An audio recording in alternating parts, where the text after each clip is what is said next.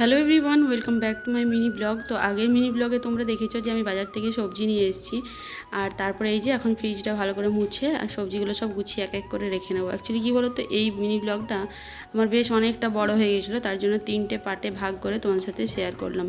আর এই যে মিনি ব্লগগুলো দেখতে তোমাদের কেমন লাগছে অবশ্যই কমেন্ট করে জানিও তোমরা, আর বেশি বেশি করে লাইক করে দিও। তো এই যে এখন একটু ফ্রিজটা মুছে নিলাম, আর এই সবজিগুলো গোটাতে গোটাতে ভাবলাম একটু ফ্রিজটা মুছে সবজিগুলো সব গুছিয়ে রাখি, তার জন্য মুছে সবজিগুলো সব গুছিয়ে রাখলাম। আর তারপরে 2 বোতল জলও ভরে দিলাম রাত্রে খাওয়ার জন্য। প্রচণ্ড পরিমাণে গরম, ঠান্ডা জল না খেলে মনেই হচ্ছে না যে জল খাচ্ছি।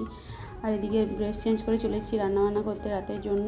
রাত্রেবেলায় ভেন্ডি আলু ভাজা করব, আর এদিকে রুটি করছি। এখানে আলু ভেন্ডি ভাজাটা হচ্ছে আর রুটিগুলো এক এক করে বেলে রাখছি। তারপরে খাওয়া দাওয়া কমপ্লিট করে এখানে একটু ছোলা, বাদাম আর কিশমিশ ভিজিয়ে দিলাম, আর ফ্রিজে দুধটা রেখে এখন এক বোতল জল নিয়ে শুয়ে পড়বো। তো এই মিনি ব্লগটা তোমাদের কেমন লাগলো অবশ্যই কমেন্ট করে